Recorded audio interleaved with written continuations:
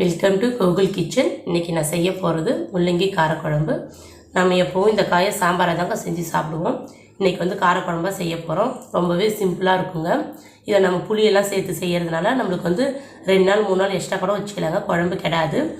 வாங்க எப்படி செய்யலான்னு பார்க்கலாம். நம்ம சேனலை இது வரைக்கும் சப்ஸ்கிரைப் பண்ணாதவங்க மறக்காமல் ப்ளீஸ் சப்ஸ்கிரைப் பண்ணுங்கள். கூடவே பக்கத்தில் இருக்கிற பெல் பட்டன் ஆல் கிளிக் கொடுங்க. எண்ணெய் 3 ஸ்பூன் ஊற்றிக்கிறேங்க. கடுகு 1/4 ஸ்பூன், உளுந்து 1/4 ஸ்பூன். கடுகு நல்லா பொரிஞ்சு வருது. வெந்தயம் 1/4 ஸ்பூன் சேர்த்துக்கிறேங்க. பூண்டு ஒரு 15 பல் எடுத்திருக்கேன்.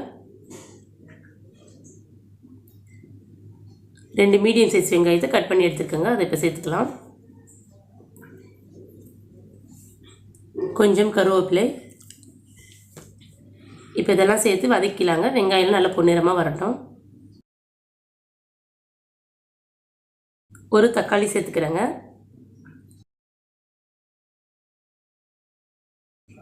ஒரு சிட்டிகை அளவு மஞ்சள் தூள், தேவையான அளவு உப்பு. இப்போ தக்காளியை நல்லா வதங்கி வரட்டுங்க.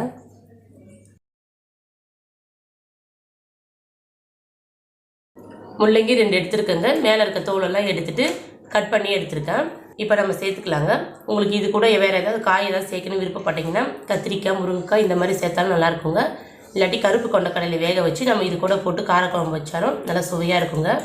இப்போ முள்ளங்கியெல்லாம் சேர்த்து வெங்காயம் தக்காளியோட நல்லா மிக்ஸ் பண்ணிக்கலாங்க.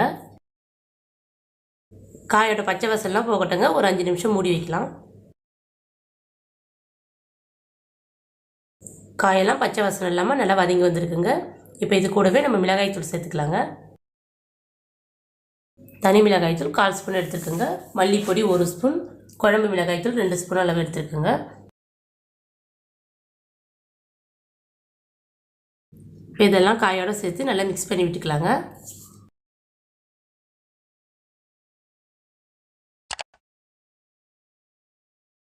இப்போ இது கூடவே 2 டம்ளர் அளவு தண்ணி சேர்த்துக்கிறேங்க.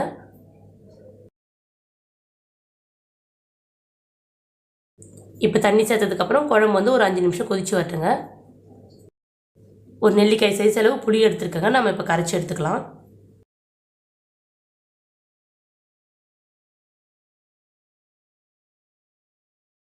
புளி தண்ணி ஒரு டம்ளர் அளவு கரைச்சி எடுத்துருக்கேங்க. அதை இப்போ சேர்த்துக்கலாம்.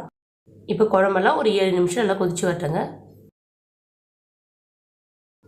குழம்பு நல்லா கொதித்து கெட்டியாக இருக்குது. இது இட்லி, தோசை, சாதத்துக்கெல்லாம் நல்லா அருமையாக இருக்குங்க. இந்த வீடியோ உங்களுக்கு பிடித்திருந்தால் லைக் பண்ணுங்கள், ஷேர் பண்ணுங்கள், கமெண்ட் பண்ணுங்கள், மறக்காமல் சப்ஸ்கிரைப் பண்ணுங்கள்.